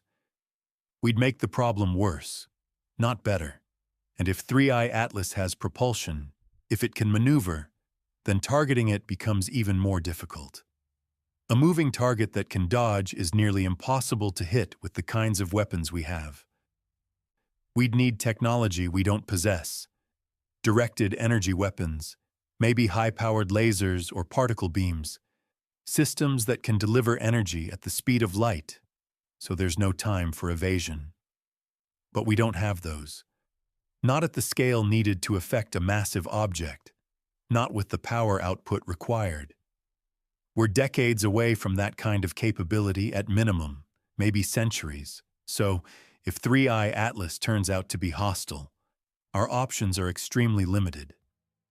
We could try to communicate, try to negotiate, try to convince whoever or whatever controls it that we're not a threat. But if that fails, we're out of moves. This is why Loeb argues so strongly for establishing an international organization to handle these scenarios. Because the decisions that need to be made, the actions that might be required, can't be left to individual nations acting independently. They require coordination. They require a unified response from humanity as a whole. He draws parallels to other global challenges. Climate change requires international cooperation because emissions from one country affect the entire planet. Nuclear proliferation requires treaties and monitoring because one rogue state with weapons threatens everyone. Pandemics require coordinated public health responses because diseases don't respect borders. An interstellar visitor, whether peaceful or hostile, is an even more fundamental challenge. It's not a human problem or a national problem. It's a planetary problem, and it requires a planetary response. But right now, we don't have the institutional infrastructure for that.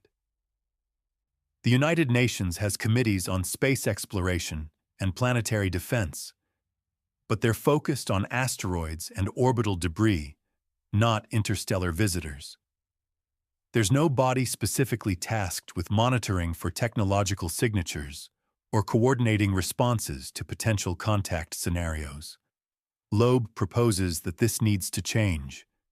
We need an organization with the authority and resources to track interstellar objects, analyze them for signs of technology, and make recommendations about how to respond. It should be international, with representatives from major spacefaring nations and input from the scientific community. And it should have clear protocols, decision trees. If we detect this signature, we do this. If we observe that behavior, we escalate to this level of response. Without those protocols, we're flying blind. We're making it up as we go. And when you're dealing with something as potentially significant as first contact with an alien intelligence, making it up as we go is a recipe for disaster. Loeb also talks about the need for verification. He says we need to verify that all interstellar objects are just rocks. Not assume, verify.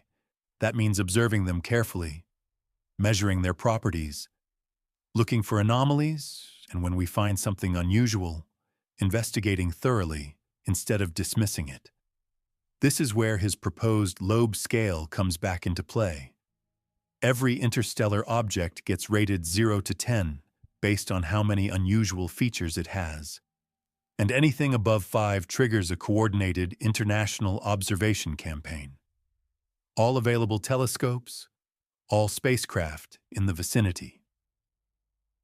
Maximum effort to characterize the object and determine its nature. For 3i Atlas, that campaign should already be underway. We should have dozens of telescopes tracking it. We should be coordinating observations from Mars orbiters, from JUICE, from Juno. When it gets close enough, we should be pulling data and analyzing it in real time, looking for any sign that 3i Atlas is behaving in ways that natural objects don't. And yet, from what Loeb describes, that's not really happening. There are observations, certainly, individual teams using Hubble and Webb and ground-based telescopes, but there's no unified campaign, no central coordination, no systematic effort to answer the question of what 3i Atlas really is. Part of the problem is that most astronomers are convinced it's just a comet. They see the coma, the tail, the outgassing, and they conclude it's natural, case closed. And once you've reached that conclusion, there's no incentive to keep observing. You move on to the next interesting object. But Loeb argues that conclusion is premature. Yes, 3i Atlas has cometary features, but it also has features that don't quite fit. The trajectory, the mass, the timing, the chemistry. Those anomalies don't disappear just because we found a tail. They're still there. They still need explanation. And until we have good explanations, until we can account for all the oddities in terms of natural processes, we shouldn't close the case. We should keep watching, keep measuring, keep asking questions, because the cost of being wrong, of dismissing a genuine technological visitor as just another comet, is incalculable. We'd miss the opportunity to learn from an advanced civilization.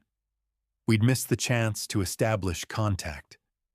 We'd miss the warning signs if the visitor turned out to be hostile. Loeb's frustration is palpable when he talks about this.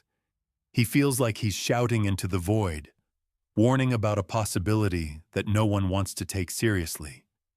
And he knows that if he's right, if 3i Atlas does turn out to be something more than a rock, people will look back and wonder why we didn't investigate more carefully when we had the chance. Chapter 9. The Scientific Backlash.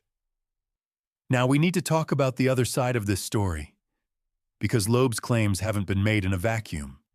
They've provoked a strong response from the astronomical community, and much of that response has been critical, sometimes harshly so.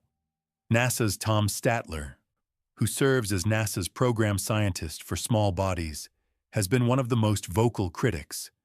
He stated repeatedly that all available data points to 3i Atlas being a natural comet. The brightness variations, the outgassing, the development of a tail, all of it matches what we'd expect from an icy body heating up as it approaches the sun. There's nothing in the observations that requires invoking alien technology. Statler points out that comets are inherently unpredictable. Even ones from our own solar system behave in ways that can seem anomalous until you understand the physics. They brighten and dim irregularly as different patches of ice sublime. They develop jets that push them in unexpected directions. They fragment and reform. They're messy, complex objects, and 3i Atlas fits that pattern perfectly. The early brightness, the thing that led to the initial 20-kilometer size estimate, can be explained by a large coma forming far from the sun. If 3I Atlas is particularly rich in volatile compounds, substances that sublime at low temperatures, it could start outgassing earlier than typical comets. That would create a bright cloud of gas and dust that makes the object look bigger than it really is. The trajectory alignment with the ecliptic plane, the 1 in 500 coincidence, isn't as unusual as it might seem when you consider observational bias. We're more likely to detect objects that pass through the inner solar system near the plane where the planets orbit, because that's where most of our telescopes are pointed. Objects coming in at steep angles perpendicular to the ecliptic might pass through the solar system without being detected at all. The close approaches to multiple planets could also be selection bias. We notice interstellar objects that pass near planets because those encounters are interesting. We write papers about them. We point telescopes at them. Objects that don't pass near anything notable might go unobserved or unremarked. Chris Lintott from Oxford University has been even more blunt in his criticism. He called Loeb's alien technology hypothesis absolute nonsense. He argues that proposing exotic explanations for phenomena that have straightforward natural interpretations is bad science. It's the modern equivalent of seeing lights in the sky and immediately concluding they're flying saucers, instead of considering mundane explanations like aircraft or satellites or atmospheric phenomena. Lintott and others have pointed out that this isn't the first time Loeb has made claims about interstellar objects being alien technology. He did the same thing with ʻOumuamua back in 2017, arguing that its unusual acceleration could be explained by a light sail, a thin reflective sheet pushed by solar radiation. That claim was widely criticized by other astronomers who showed that natural outgassing could explain the acceleration just as well. The pattern, critics say, is that Loeb takes any interstellar object with slightly unusual properties and immediately jumps to the alien hypothesis. It's sensationalism, it's attention-seeking, and it damages the credibility of legitimate research into extraterrestrial intelligence. Scientists from SETI, the Search for Extraterrestrial Intelligence, have been particularly frustrated. Organizations like the SETI Institute are dedicated to finding evidence of alien civilizations, using radio telescopes to listen for signals from other star systems. They take the search seriously. They follow rigorous protocols. They're careful not to make claims without solid evidence. And then Loeb comes along and declares that every weird space rock might be an alien probe. And suddenly the entire field looks less credible. People who are already skeptical of SETI, who think searching for aliens is a waste of resources, point to Loeb's claims as evidence that the whole enterprise is pseudoscience.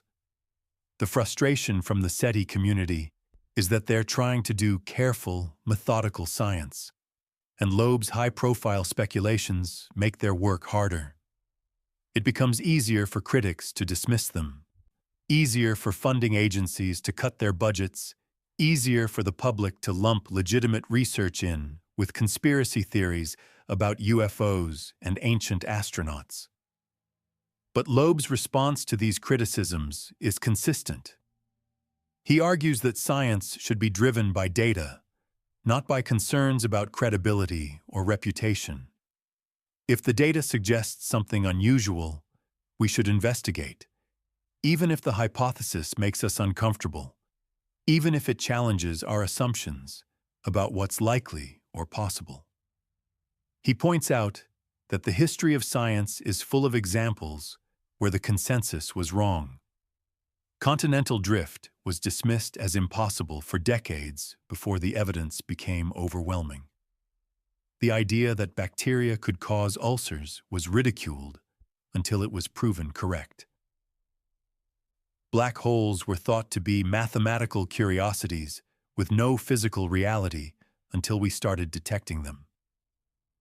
In every case, the people proposing the unconventional ideas were criticized, mocked, told they were damaging their fields. And in every case, they turned out to be right. Not because they were smarter than their critics, but because they followed the data instead of the consensus. Loeb sees himself in that tradition. He's not claiming certainty. He's not saying 3i Atlas is definitely alien technology. He's saying it's anomalous enough that we should investigate carefully, and we shouldn't dismiss the possibility just because it seems unlikely. And he makes a pragmatic argument.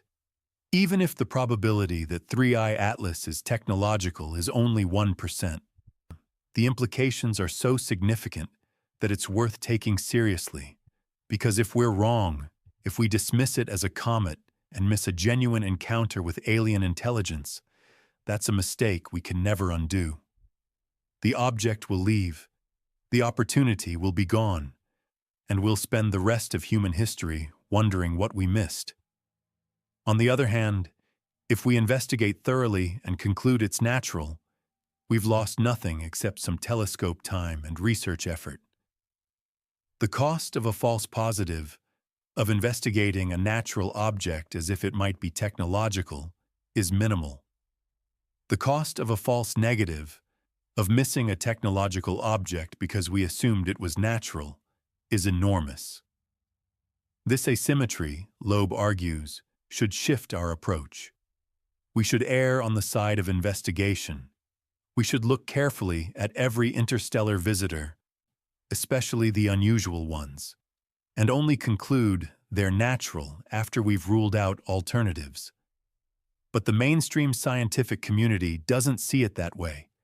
They see resources as limited, telescope time as precious, and they don't want to waste either on wild goose chases. If an object looks like a comet, acts like a comet, and has a straightforward natural explanation for its properties, then it's a comet. Moving on. The debate really comes down to different philosophies about how science should work. Should we be conservative, sticking with established explanations until they're proven wrong? Or should we be exploratory, considering unconventional possibilities even when conventional ones are available? Loeb is firmly in the exploratory camp. He'd rather investigate 100 natural objects as if they might be technological and find nothing than miss one genuine technological object because he dismissed it too quickly. His critics are more conservative. They want strong evidence before entertaining extraordinary hypotheses. And to be fair to the critics, they have a point. The claim that an interstellar object is alien technology is extraordinary. It would overturn our understanding of how common intelligence is in the universe. It would confirm that we're not alone. It would raise profound questions about the intentions and capabilities of whoever built the object. Extraordinary claims require extraordinary evidence, and so far, the evidence for 3i Atlas being technological isn't extraordinary. It's suggestive at best. The trajectory is unusual, but not impossible. The mass is high, but not inconsistent with a dense comet. The visual features are quirky, but explainable. The chemistry is odd, but within the range of natural variation. Nothing about 3i Atlas definitively screams artificial. So the critics argue we should go with the simpler explanation. It's a comet from another star system. Interesting one. Certainly worth studying, but ultimately just a natural object following natural laws. No aliens required. Where this leaves us is in a state of uncertainty. The data we have isn't conclusive either way. 3i Atlas could be natural. It could be technological. We don't have enough information to say for sure, and that uncertainty is precisely why Loeb keeps pushing for more observations, more measurements, more careful study. Because the only way to resolve the question is to gather better data. Chapter 10. What happens next? So here we are. October is just beginning. 3I Atlas is still visible in the night sky, though fading as it gets closer to the sun and the solar glare intensifies. And over the next 4 weeks, we're going to get answers to some of the questions that have been building throughout this entire story. October 3rd is the first major milestone. That's when 3I Atlas makes its closest approach to Mars, passing within 29 million kilometers of the red planet. NASA's Mars Reconnaissance Orbiter will be ready, its high-rise camera pointed toward the interstellar visitor. The resolution should be good enough to separate the nucleus from the surrounding coma, giving us the clearest view yet of what 3I Atlas actually looks like at its core.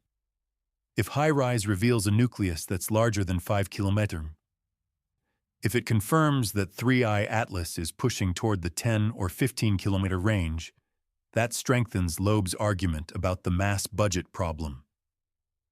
A large, relatively lightweight object that resists perturbations from outgassing starts to look less like a natural comet and more like something with an engineered structure. If the nucleus is small, just a few kilometers or less, then the 33 billion-ton mass estimate might need revision. Maybe the method used to calculate it has systematic errors. Maybe the outgassing is more asymmetric than assumed, creating thrust that cancels out in ways we're not accounting for. A small nucleus would push 3I Atlas back toward the natural comet explanation. ESA's Mars Express and ExoMars Trace gas orbiter will also observe 3I Atlas during the Mars flyby. They'll use spectrometers to analyze the composition of the coma, looking for molecules that might tell us more about where 3I Atlas formed and what it's made of.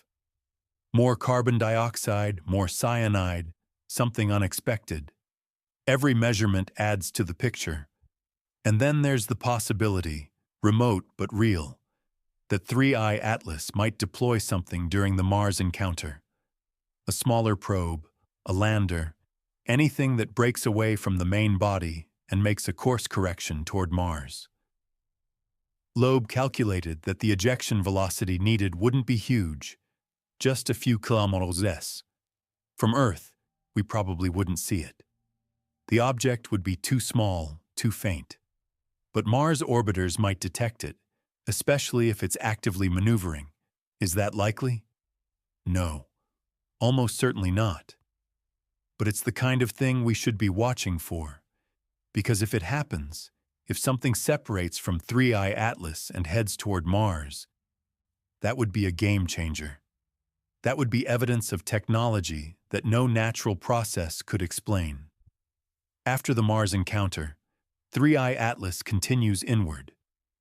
Through October, it gets closer and closer to the sun, brightening in the sky, but also getting harder to observe as it approaches the solar glare. Ground-based telescopes will lose sight of it by mid-October. Space telescopes might hold on a bit longer, but even they'll struggle as 3I Atlas gets within a few degrees of the sun from our perspective. And then October 29th arrives. Perihelion, the moment of truth. 3I Atlas reaches its closest point to the sun, about 1.4 astronomical units, just inside the orbit of Mars. And it's on the opposite side of the sun from Earth, hidden, unobservable. If 3I Atlas is going to make a maneuver, this is when it would happen. This is the optimal moment for a reverse orbit burn. Using the sun's gravity to amplify the effect of any propulsion system, a relatively small change in velocity at perihelion could be enough to transition from a hyperbolic escape trajectory to an elliptical bound orbit. We won't see it happen. We won't detect the maneuver in real time. We'll only know afterward, when 3I Atlas reemerges from behind the sun in late November and we recalculate its orbit. If the trajectory has changed, if it's no longer on an escape path, that will tell us something happened, something significant. November brings a new phase of observations. ESA's JUICE spacecraft, currently en route to Jupiter but still relatively close to the Sun, will have one of the best views of 3I Atlas as it emerges from solar conjunction. JUICE will observe with multiple instruments, cameras, spectrometers, particle detectors. The data won't arrive immediately because JUICE is far from Earth and using a low-bandwidth antenna. But eventually, probably by February 2026, we'll get detailed measurements from this period. If 3I Atlas is particularly active after perihelion, if it's outgassing heavily or showing unusual brightness variations, JUICE might catch it. And if there are any signs of artificial activity, any anomalies that can't be explained by natural cometary processes, that's where we'd see them. Late November and early December is when 3I Atlas makes its closest approach to Earth. Not close in the sense of a near miss. We're talking about 1.8 astronomical units, roughly 170 million miles, but close enough that our best telescopes will have excellent views. Hubble, Webb, ground-based observatories with adaptive optics, all of them will be pointed at 3I Atlas, capturing data at multiple wavelengths. This is the window where we'll have the best chance to characterize the object fully, to measure its rotation rate, its shape, its composition in detail, to look for anything unusual, anything that doesn't fit the comet model. And then 3I Atlas moves on. It continues past Earth, heading out toward the orbit of Jupiter. In March 2026, NASA's Juno spacecraft will observe it as it passes near Jupiter. That's another opportunity for close-range measurements, another chance to catch something we might have missed earlier. After that, 3I Atlas either leaves the solar system, continuing on its hyperbolic trajectory out into interstellar space, or it stays, orbiting the Sun on whatever path it established at perihelion. If it leaves, we'll watch it fade into the distance, eventually becoming too dim to track, and we'll add it to the list of interstellar visitors, a fascinating object that raised interesting questions, but ultimately turned out to be natural. If it stays, everything changes. An interstellar object that captures itself into our solar system, deliberately or otherwise, becomes a permanent fixture. Something we can study for years or decades, something we can potentially send spacecraft to visit, and something that might, just might, respond if we try to communicate. Loeb's point throughout this entire interview, throughout all his writings about 3I Atlas, is that we need to be ready for either outcome. We need to watch carefully. We need to gather good data.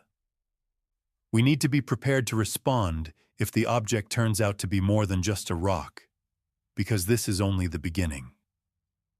The Vera Rubin Observatory is now operational, scanning the sky with unprecedented efficiency. It's finding new asteroids by the thousands. And among those discoveries, we're going to find more interstellar objects, maybe one every few months, maybe more often than that if they're common. Each one will be an opportunity, a chance to study material from another star system, a chance to learn about planet formation in other parts of the galaxy, and maybe, just maybe, a chance to encounter something that wasn't formed by natural processes at all. Loeb wants us to be systematic about this, to rate each interstellar object on his scale, to investigate the unusual ones thoroughly, to not dismiss possibilities just because they seem unlikely, because the universe is full of surprises, and the biggest mistake we could make is to stop looking just because we think we already know what we're going to find.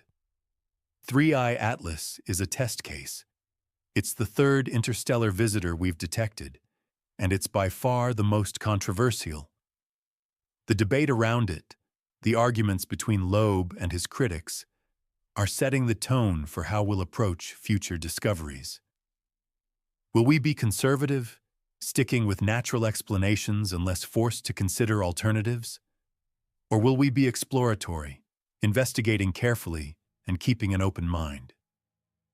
The answer to that question matters because it determines what we'll see. If we assume everything is natural, we'll interpret every observation through that lens. And we'll miss technological signatures even if they're present. But if we're too eager to see aliens everywhere, we'll waste resources chasing false leads and lose credibility. The balance is difficult. It requires good judgment. It requires following the data rather than our preconceptions. And it requires humility. Admitting that we don't know everything, that the universe might surprise us in ways we haven't imagined. Whatever 3i Atlas turns out to be, whether it's a comet or something more, it's already taught us something valuable. It's shown us that interstellar visitors aren't just theoretical curiosities. They're real objects that we can detect and study. And some of them have properties unusual enough to make us question our assumptions. That questioning, that willingness to look carefully at the anomalies instead of dismissing them, is what science is supposed to be about. Not blind acceptance of radical ideas, but not reflexive rejection either. Just careful observation, good measurements, and honest analysis of what the data tells us. The next few months will be crucial. October 3rd, October 29th, late November, early December. Each of these moments brings new data, new observations, new pieces of the puzzle. And by the time we reach the end of the year, we'll have a much clearer picture of what 3i Atlas really is. Until then, we watch, we wait, and we wonder. This has been an exploration of one of the most intriguing objects ever detected in our solar system. An interstellar visitor that challenges our understanding and pushes the boundaries of what we think is possible. Whether Loeb's hypothesis proves correct, or whether 3i Atlas turns out to be an exotic but ultimately natural comet, the questions it raises are profound. We've walked through the trajectory analysis, the statistical improbabilities, the mass calculations, the visual anomalies, the chemical mysteries. We've heard Loeb's arguments and the counter-arguments from his critics. We've explored what it would mean if 3i Atlas were technological and what we should do about it. The story of 3i Atlas is still being written. October 29th is coming. And when that day arrives, when 3i Atlas disappears behind the sun and either stays or leaves, we'll know a little bit more about our place in the universe. Thank you for spending this time exploring this mystery with me. If you found this deep dive valuable, I'd appreciate it if you'd hit that like button and subscribe for more content like this. The universe is full of mysteries, and we're just getting started uncovering them. Before I let you go, I should mention that all the claims discussed here are based on publicly available data and published research. The interpretation of that data, particularly Loeb's hypothesis about potential technological origins, remains controversial within the scientific community. Most astronomers believe 3i Atlas is a natural comet, and that remains the most likely explanation. But the anomalies are real, the questions are valid, and the conversation is worth having. Stay curious, keep looking up, and remember that the universe has surprised us before and will undoubtedly surprise us again.